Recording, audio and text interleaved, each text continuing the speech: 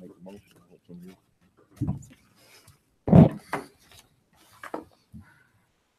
Our Father in heaven, we're indeed grateful this evening for the circumstances to meet here in this city council meeting with council staff and members of our community. We're grateful for the blessings of living in Cedar City and the opportunities that we have to live the kind of lifestyle we do here. We ask this night that Thy Spirit will be with us and guide us to help us in making the decisions that we have before us, that we'll be able to make those decisions based on the things that we have researched and found to help in making the best decisions for our city. We pray this night for the safety of our police officers, our firefighters, and our other emergency personnel that provide us the comforts of living in Cedar City and the life that we're able to enjoy with the safety that they provide for us. And we pray for them and their families for the dedication that they have. We're grateful for the moisture that we received recently to help our dry lands here in this desert, and pray that we may continue to have that moisture that we need to take care of our crops and those things that are necessary to sustain us. We're grateful again for all our many blessings, and these things we pray for in the name of Jesus Christ. Amen. Amen. Please join me in the Pledge of Allegiance. I pledge allegiance to the flag of the United States of America and to the republic for which it stands, one nation, under God, indivisible, with liberty and justice for all.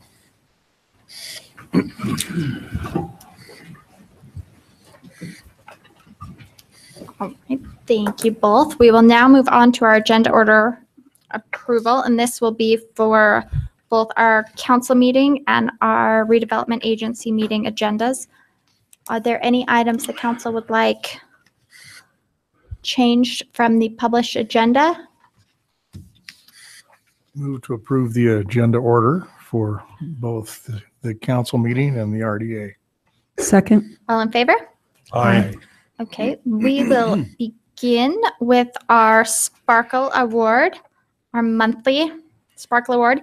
And this month, it goes to Bobby from Hermes. So, come on, yeah, come on, come on.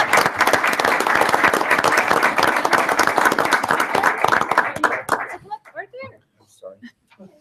You have a Let speech Bob prepared? come up too while he's here. All about you.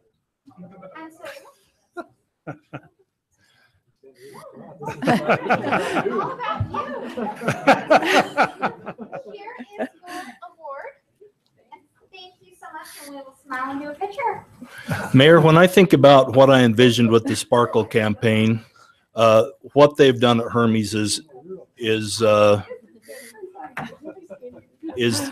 that thing. They went out, they refurbished their sign, they went into the interior and installed an entirely new interior, and the place is full every day at lunch now. It pays off to make your place sparkle, and I hope that the other businesses along Main Street will follow Hermes' example. They've done an excellent job, and I think Bob probably helped here and there, and he should be up here, but to the entire Platt family, it's been the whole family has worked on that, and just thank you so much for what you did there to make Cedar sparkle. Thank you. Congratulations.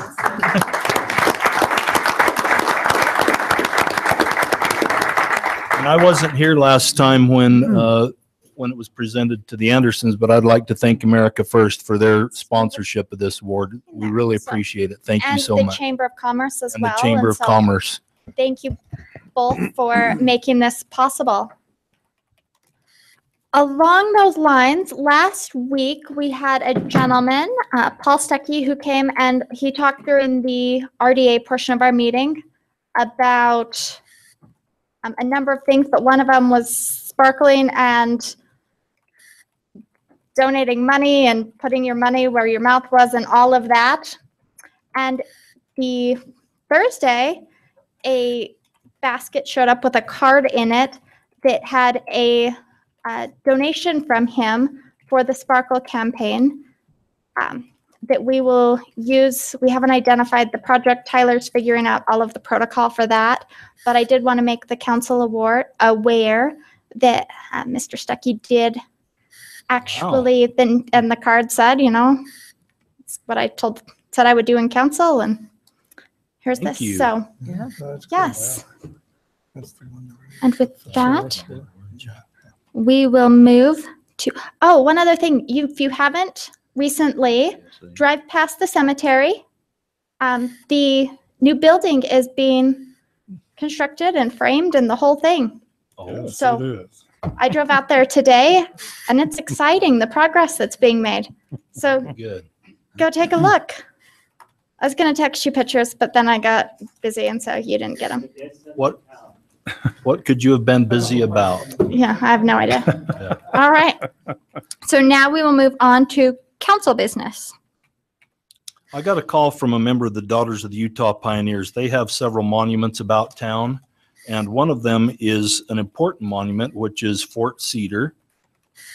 And it currently sits off Industrial Road directly north of the Coca-Cola building. It's kind of tucked in there about 60 feet north of Industrial Road.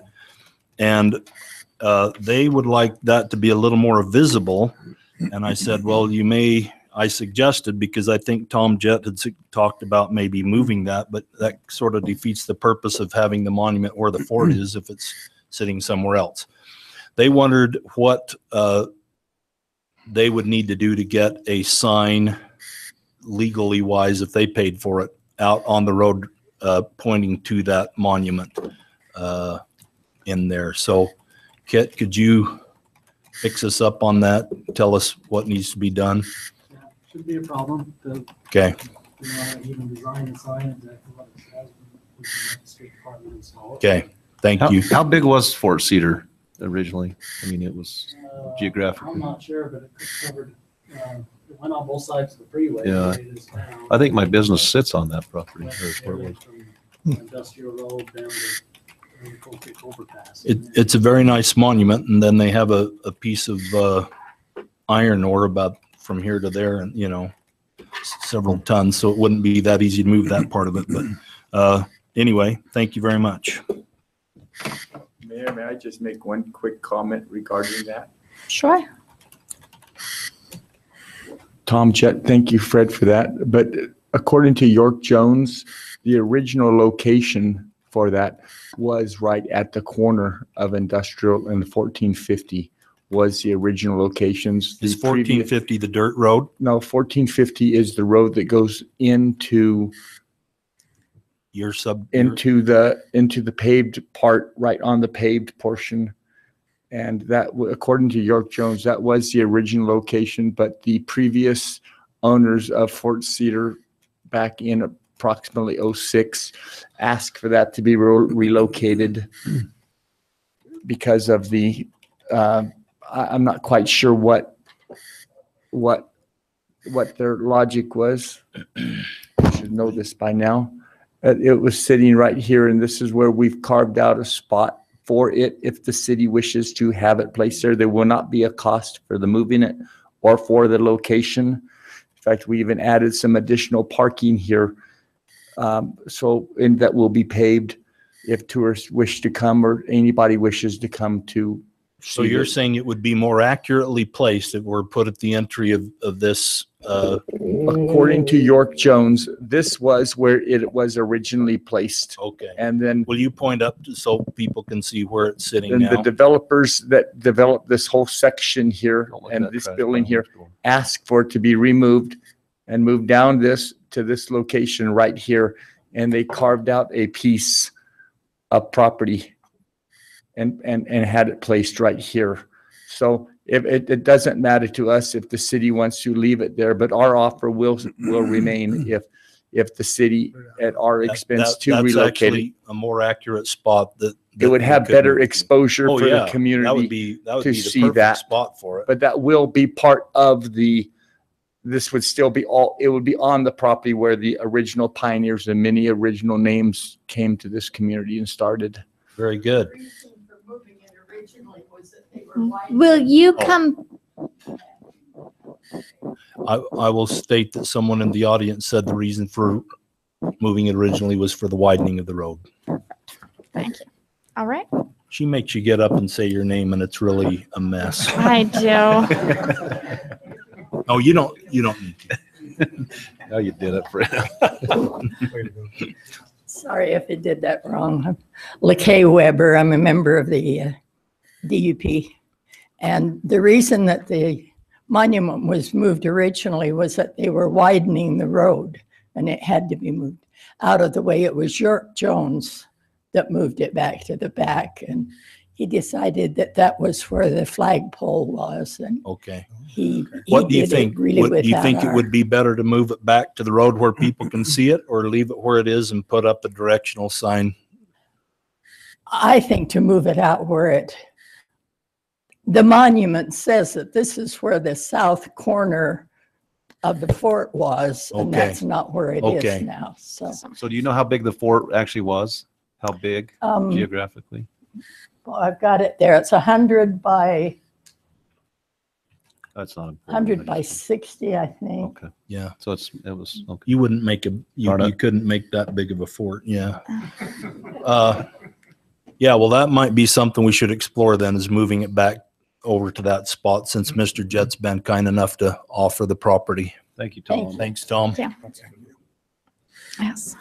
All right. Are there other council? I had a quick question. There's an email from the Southwest Utah Public Health Department about an emergency preparedness exercise on August 17th. Does the city participate in that? Because he kind of expressed to me that maybe we weren't very enthused about it, about participating with their. And I was wondering if Did you we know have about police and fire. Do you guys have it on your schedule to participate with them? Okay, good. I was kind of surprised at his comment, so, There we go. all right. Thank you. Mayor, I have a question. On the bills, I'm just curious what this Utah ASA for the leisure services programs for $4,844.86 ASA tournament. What is that?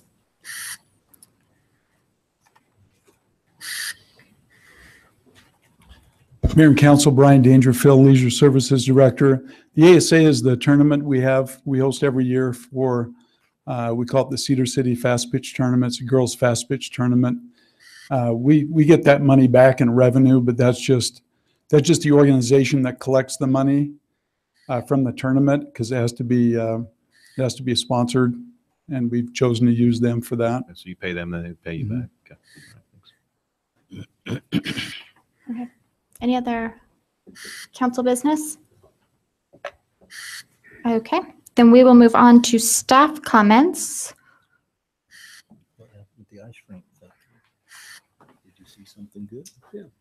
Wade Orem Parks, Division Head. We just like to let the council know that the city is donating a number of surplus picnic tables, some metal framed with wood-topped tables that we've been pulling out of our parks for a while now. And we are actually donating to the Thunder Ridge Boy Scout Camp. We heard that the fire went through there and they lost some picnic tables and some other sites. We called them up and said, hey, we have these picnic tables we are disposing of. Would you be interested in them? And they jumped at the case and at the chance, excuse me. And they'll be coming down. A man named Dave Merrill will be coming and picking them up tomorrow and taking them up to the Boy Scout camp. So we just like the council to be aware of that one. Good. Very good. Thanks, Good job. Excellent. Something positive. Something Yeah, thank you. else? When Great. I was a boy, we didn't have picnic tables at scout camp. A rock was good. We had to use a rock. We're stepping it up. And now maybe they can have a scout project to place the picnic tables. So And yes, I was going to say we have Wendy too. I just wanted to introduce Amanda Hunter to those of you that haven't met her. She's our new cash receiving clerk at the front counter, and we're excited to have her here. She comes to us by way of Bryan Head City, so she knows some of the quirks of municipal finance, and so it's kind of nice. She comes in and already knows we're kind of weird. So anyway, this is Amanda Hunter, and we're really excited to have her. She's been here for a week and 2 days, so that's So good. She's a Welcome. veteran. Yeah. Welcome.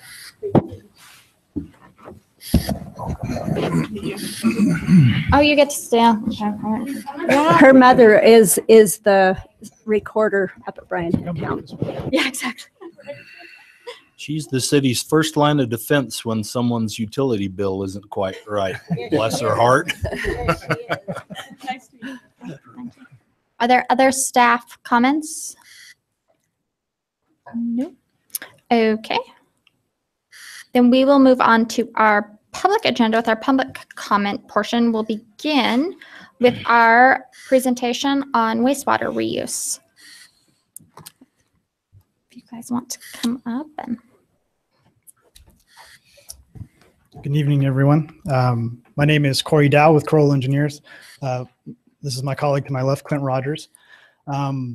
We gave a presentation on something called water reuse at the board meeting for the Central Iron County Water Conservancy District last week. Councilman Cousins was kind enough to invite me to come and share a few thoughts with you.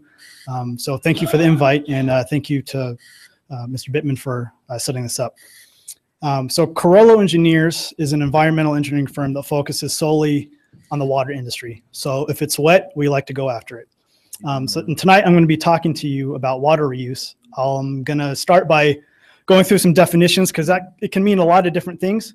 I'll go through kind of a state of the industry, give you some major projects that are going on, things that we try to look at, some certain regulations and some possibilities that might be able to help the community here. So feel free to ask questions anytime, and I guess we'll get started.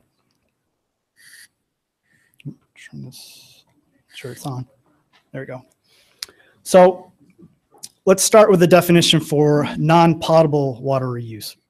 This is done when sewer is sent to a wastewater treatment plant and it's treated safe enough to enter the environment.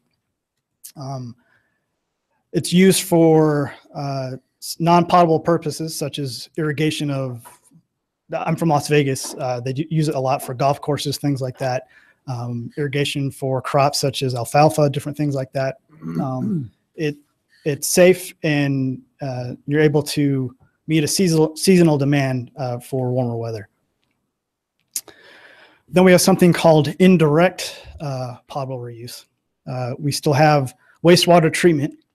It's sent to a reservoir where it's diluted and then goes straight to a drinking water plant and then back into the water system. This is a pretty common practice that's done lots of different places. For example, down in Las Vegas, all the wastewater is sent to the Las Vegas Wash, which makes its way to Lake Mead again, where it's diluted, and then it gives Las Vegas a credit to withdraw from the Colorado River in addition to what we're allotted. So it's something that's been going on for decades, safe for the environment. We actually sustain a whole ecosystem along the Las Vegas Wash because of the wastewater that's discharged there. Then we get to some things that are a little bit more technical. This is a form of indirect potable reuse for groundwater recharge. Again, we come out of the wastewater treatment plant and it's sent to an advanced water treatment facility. This utilizes technology such as reverse osmosis, UV disinfection, things like that. And that wastewater is injected into the groundwater aquifer where a community is using it. And then it's withdrawn from that same aquifer for potable purposes. Injected or allowed to filter? It can be both. For purposes of this discussion, it's directly injected. And it usually has a residence time of about 6 months. But just to give you kind of an idea, the quality of water that's injected into the aquifer generally is higher quality than what's already in the aquifer. So it serves two purposes. It improves the quality of the groundwater basin.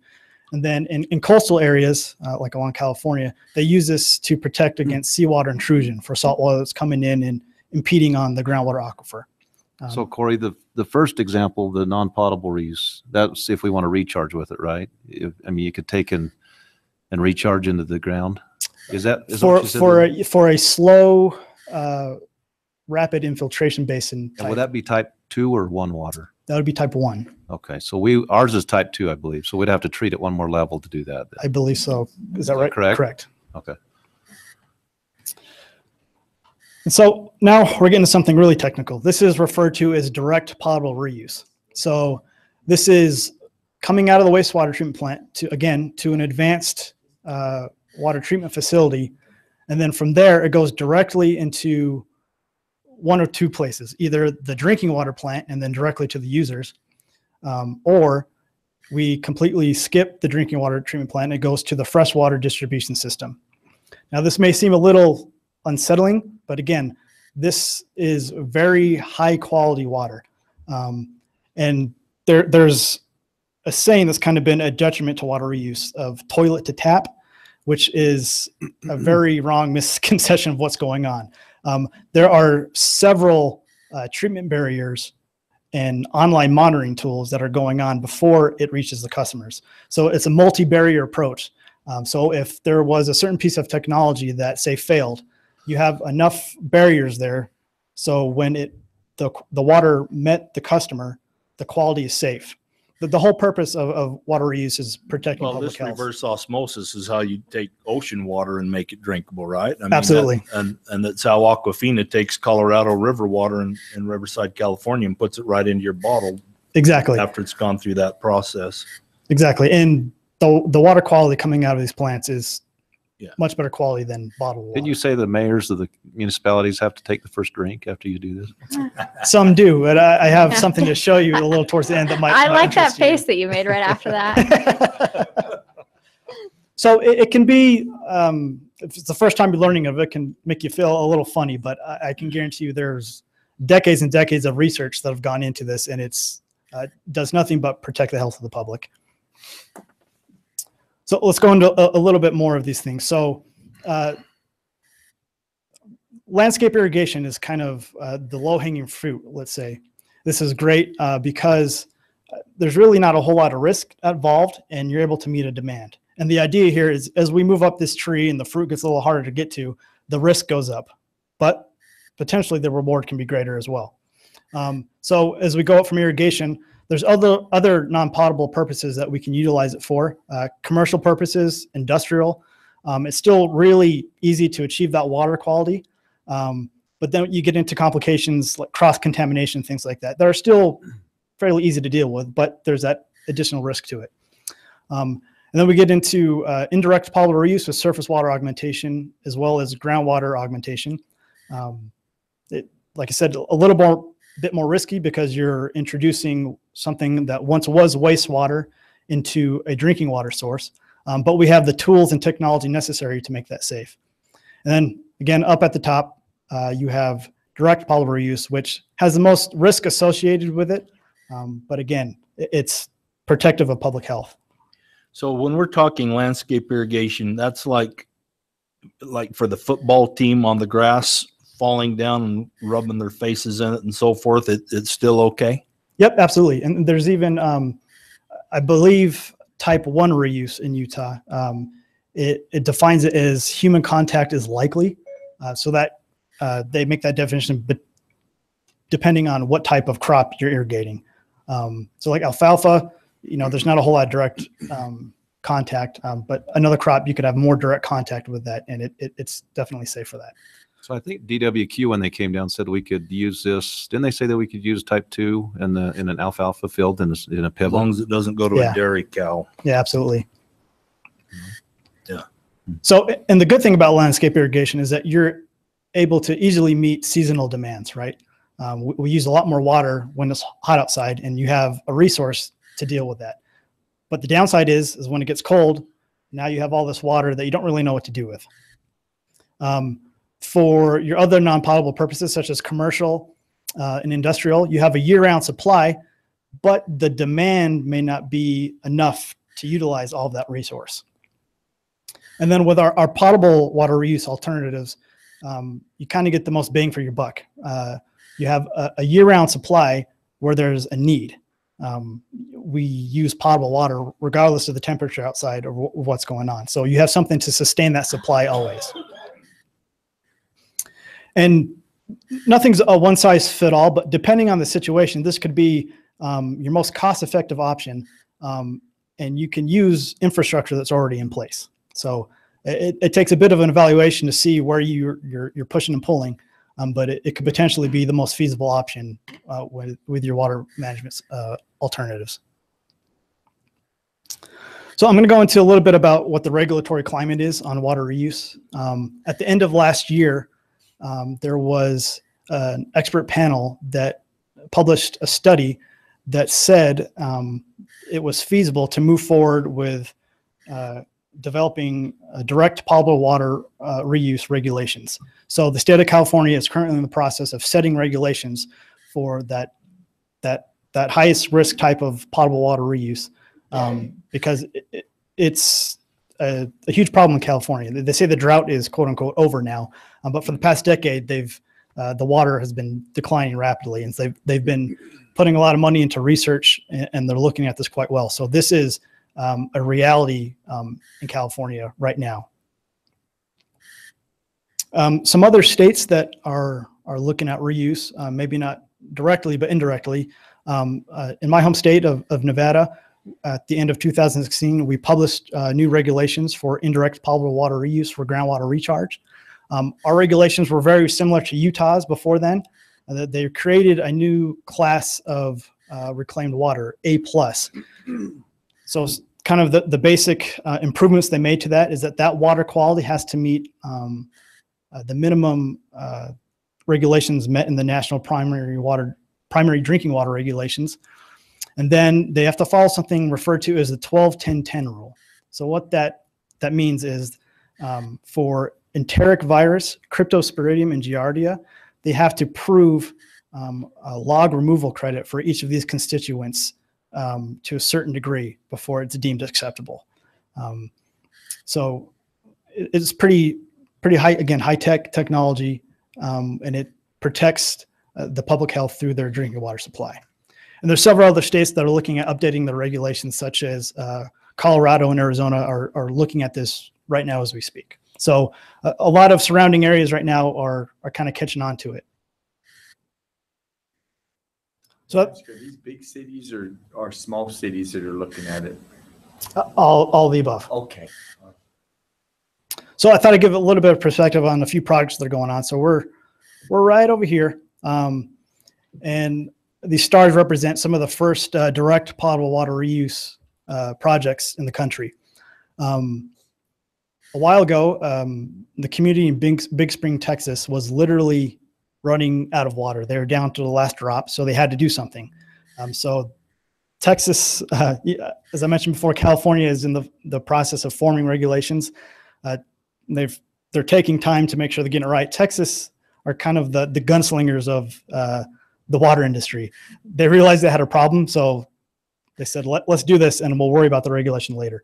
So right now, Texas kind of treats direct potable water reuse as a case-by-case basis. But in Big Spring, they saw that they're running out of water, so they decided to fix it. So they're the first operating direct potable water reuse facility in the nation. Just to the east of that in Wichita Falls, they're kind of in the same scenario.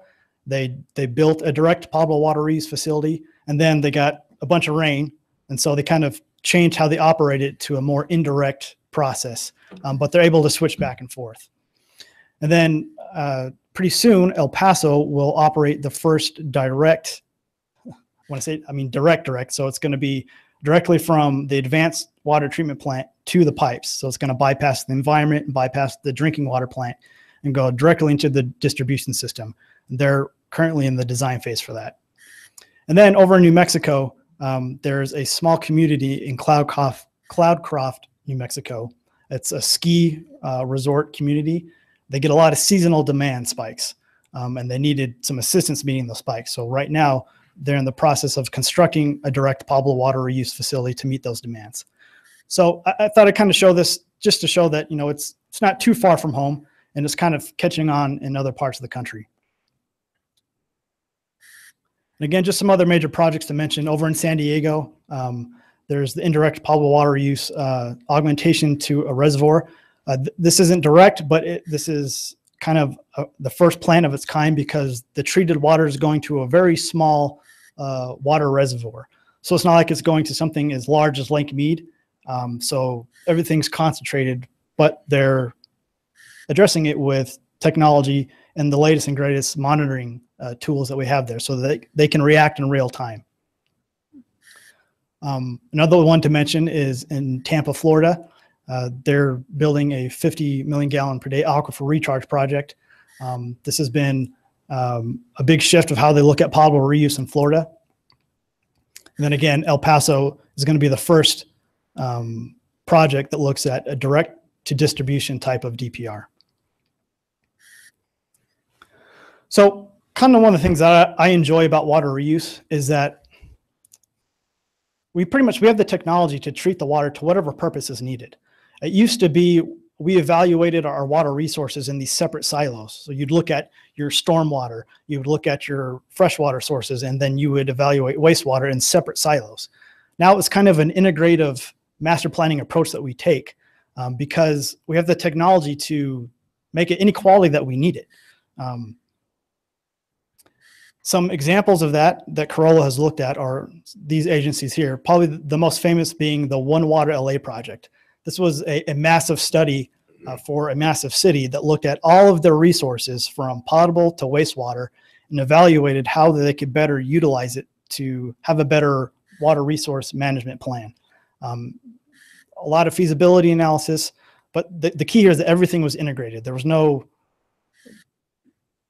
water quality kind of turning their back towards the other kind of water that's in their management plan. Everyone worked together to look at what they needed to achieve their purposes.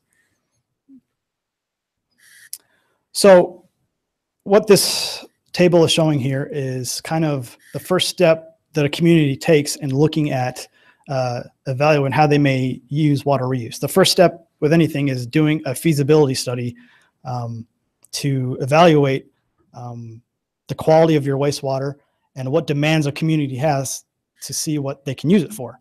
And there's a lot of grant funding out there, either on a federal level or a state level that provides funding to do these resources. I have a more in-depth table that I can share with you if you're interested. This is a rough summary that we've looked at just to see what was out there. Probably the most attainable comes from the state DEQ. They provide a grant through their SRF program to look at these kinds of projects, to do an overall evaluation of what you could use the wastewater effluent for.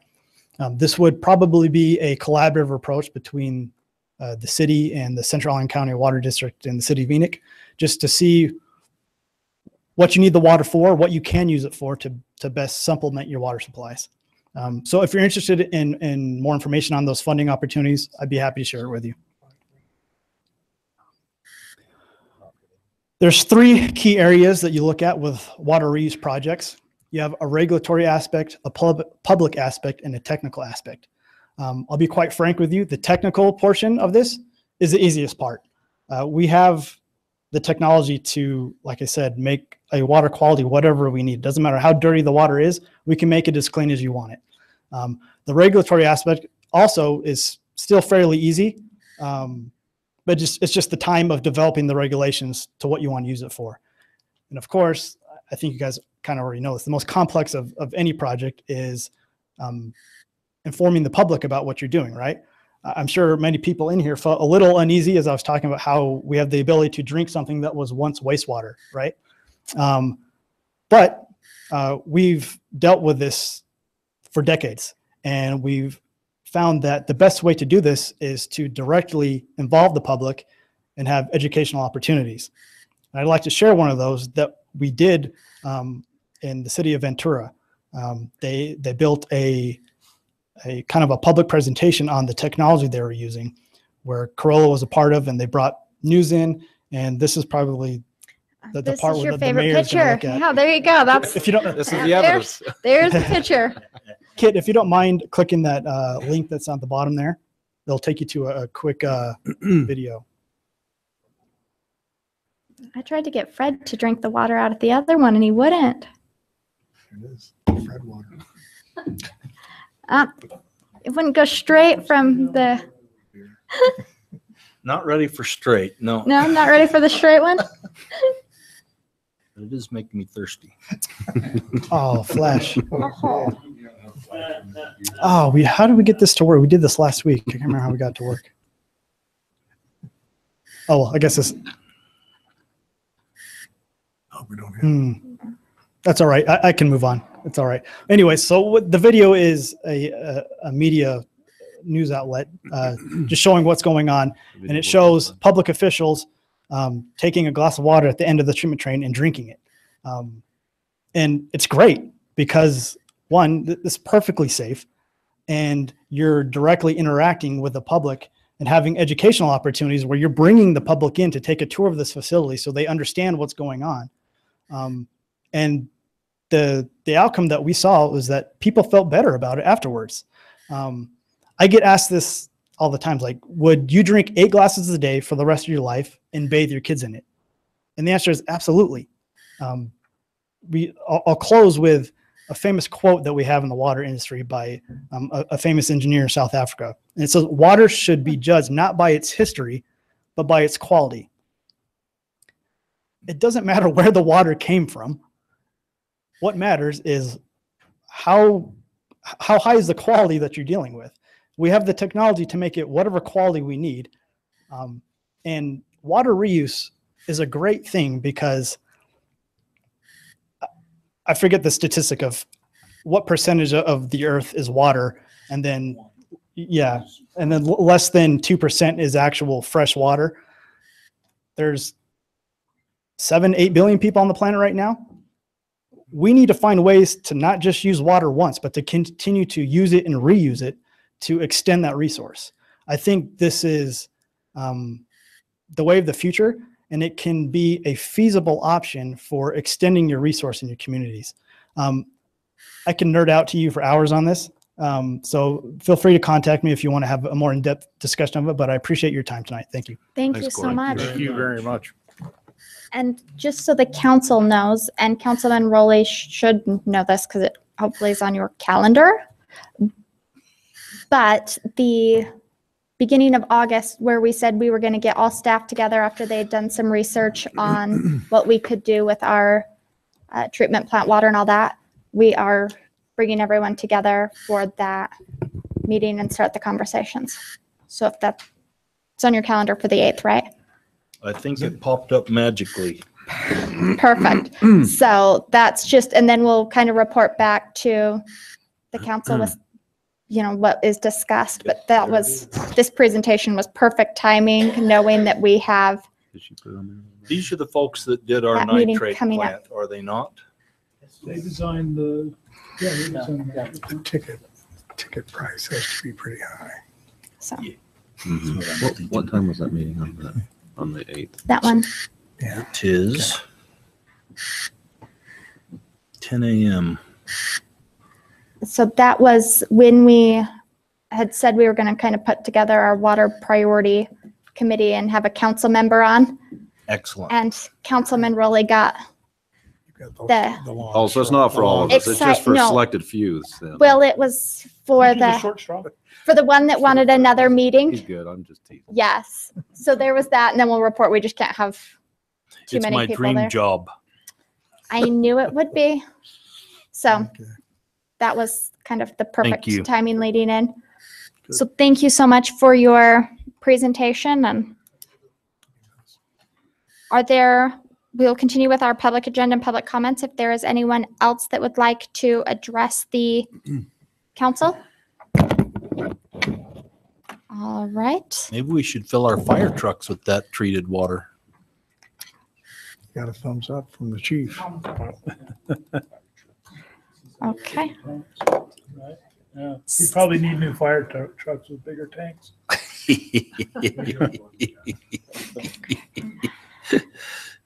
Okay, so we're just going to move on with that one to our business agenda, our public portion first with the consent agenda. Item number 1, approval of minutes dated June 28th and July 12th, 2017. Approval of bills dated July 21st, 2017. Approve entering an agreement with the Cedar City Housing Authority to receive and pass through community development block grant funds. Approve road dedication of Poppy Hills Drive at 1100 North.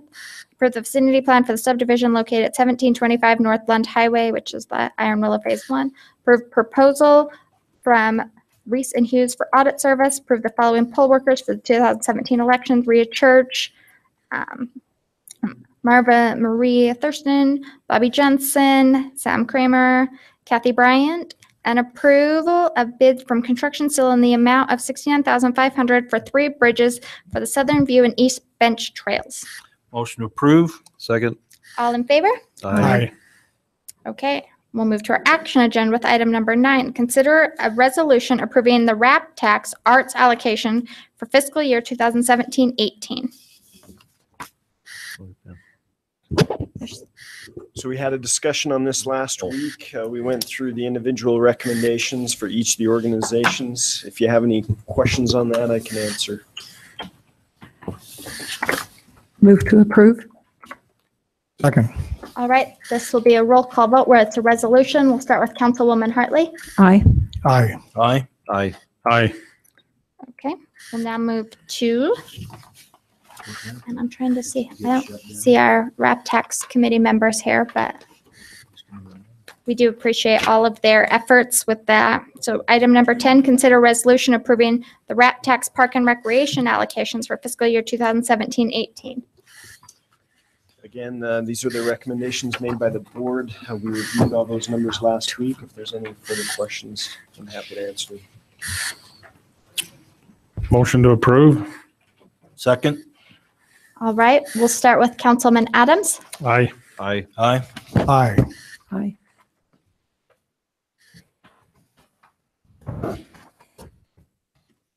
All right.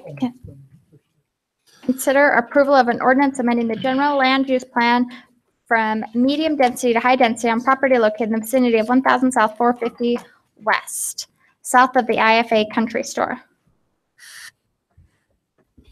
This is the project we have talked about just a couple times now. A few times, yeah. Does the council have any I just had additional? a couple of comments. I wanted to thank both the residents in that area. I've been around and visited with quite a few of them, and for their willingness to try and work with the Levitts and be good neighbors, and for the Levitts' response to the residents' concerns, and for their willingness to try and be good neighbors and work with them. So I want to commend all of you involved for taking a positive approach and trying to work this out. In talking to some of the neighbors in that part of the world, the question arose thusly, Mr. Attorney yonder. If we say we're going to change this zone based upon the affirmation from the Levitts that they will put in the road and the playgrounds and all of those things, there is really no legally binding thing to require them to do that. It's just their word. Is there any way that can be memorialized in any way that if they were to fail to deliver on that the thing becomes moot? So there's no legally binding way the city could enforce that, but if the Levitt Group, in a show of good faith, wanted to enter an agreement, we could do that. But when it came to enforcing it, if they violated it, nothing. No. Yeah. And there's a long process as this develops. I mean, we'll be seeing it in the planning commission, plat approvals and other things. Yeah. So we can certainly, But through this council, hold them to that those obligations. But they could just come in and say, well, it's, the zoning has changed and we've changed our mind, right? Well, as long as their plan meets the zoning requirements, yeah, they can put whatever fits in that R3 zone. But part of the to me, the complete advantage to the people living there, to having that changed to an R3 is that it makes it economically feasible for Levitt's to create the road to the north. Yeah. And if that were to go R3 without a road to the north, that would be a great travesty. Well, they're gonna have to put that second road in, right, to meet the. They don't have to because they've got two accesses on the south side, do they not? No. Yes. Yeah, they do. So this is where me and Kit have had some discussion, but Oh, if this is one road, right? okay. So even if there's two here, and Kit, correct me if I'm wrong, but if there's one here and there's one here, that's There's still even a just third one. Yeah, but they have Access. two access. They'll have two accesses when they develop the access to Main Street. So once Okay, you're saying once when you they get do, two so, accesses, then so you're good. that's what I'm trying to get across. Mhm. Are they, by doing this, are they required by the city to put in that north access? Well, A north access, yes. A north access of some sort? No, it's the second access. A second access, but that would mean a northern access, wouldn't it, Yeah. since the south appears to be, All the rest no, I'm would not be- sure it's actually required by the city. We do have a two access rule on subdivisions and PUDs that if you go over 80 lots, you need to install a second access. Now, I'm not sure what the fire code says when you put in 250 apartment units. Our ordinances really don't address that situation as far as access. because if you assume, like, as Tyler showed, some sort of a fire going on that completely blocks that 1150 south, then you've got no other way in there. Yeah, and Unless you have I something would coming imagine in there's from the something north. in fire code that would address that. Does the fire code going to require a northern access? It's going to require an additional access. Mike Phillips with the Additional. fire department. So I'd have to look at the code, but there's provisions in there for the second access is based on the occupant load and the subdivision. So we can look at that. Just off the top of your head, though, you got to think that if there's 250 units, there probably better be a second road in there. That'd be my gut feeling, but I'm not for sure what the Okay. code says. So you got to realize once you rezone it, it's R3. Mr. Drew and his group could turn around and sell it to somebody else tomorrow. I'm not saying they're going to do that or anything, Right. but anybody that owned that would be able to build up to R3 in that area. It's the second access that is the only thing that makes this thing viable in my mind. And if we have no way to require that, then I'm less apt. Okay, thank you.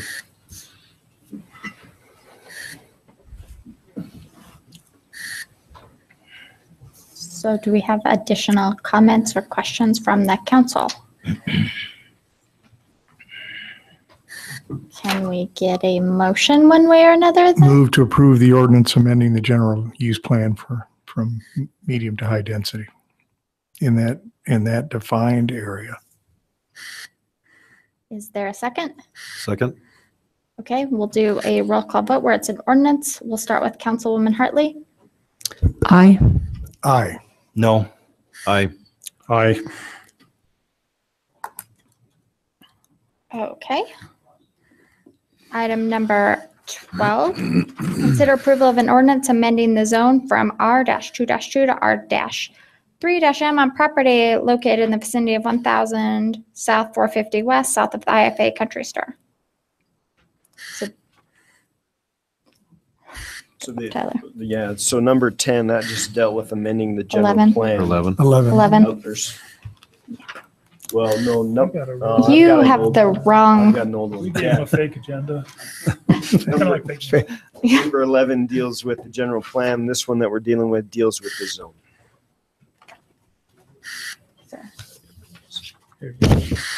The same property, same.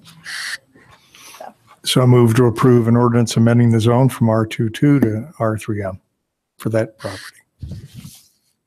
Second? Okay, we'll start with Councilmember Adams. Aye. Aye. No. Aye. Aye. Okay.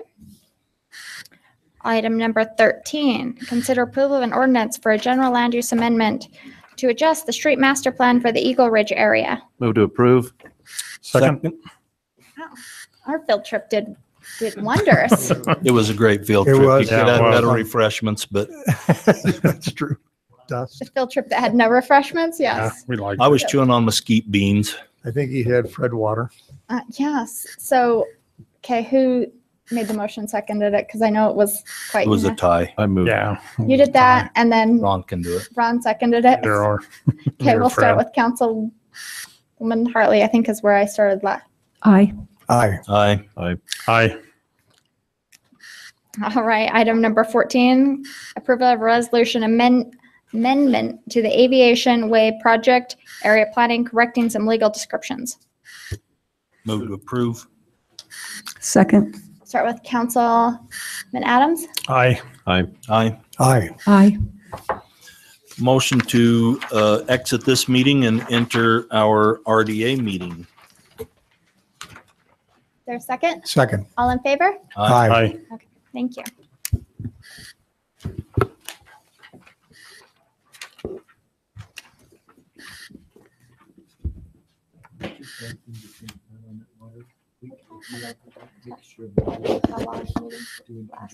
We could go down the road. To see if we thought we were going to have excess. We'll know what staff assessment. I don't think we'll reach that point. You want to get some sort of exaction out of the developer, like the road or whatever. Yeah, I was gonna say, what's that gonna, Yeah, what's the that'll be- price tag on it? But if we just went to that, even putting it on the Consideration football for the field, reason. well, that's only winter. Building the road. I mean, summer, Takes but. that much. That and I think the fence the cheapest. I think the recharge is the Okay. Yeah, yeah. Right, we'd like to call our redevelopment agency meeting to order for July 26, 2017. We have one item on the business agenda is the approval of a resolution to accept the drafted Cedar City Coal Creek Community Reinvestment Area Project Plan. So Mr. Stewart couldn't be here today. If you recall from our discussion last week, the irrigation district wanted their property left out of this community reinvestment area. What I would suggest, if the council is inclined to approve this draft, is to do it with that caveat.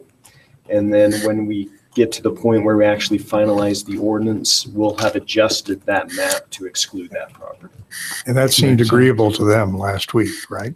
Yeah. To proceed that way. Motion to approve with the irrigation company's property exempted. Second. All in favor? Aye. Aye. I recuse myself on this. We need to do a roll call. Oh, that's right. Starting with the mayor. Aye. Aye. Aye. Aye. I recuse on that one. My business falls in that area. Okay. All right, thank you. Okay, I'll entertain a motion. Motion to exit the RDA meeting and re-enter the city council meeting. We don't have to go back, we just. Oh, So we can just adjourn. just go home. Second. Motion to adjourn. All in Second. favor? Aye. Get out of It's been a while since we've been, Yeah, we since we've usually had go that. that. Yeah, we, that's right. What?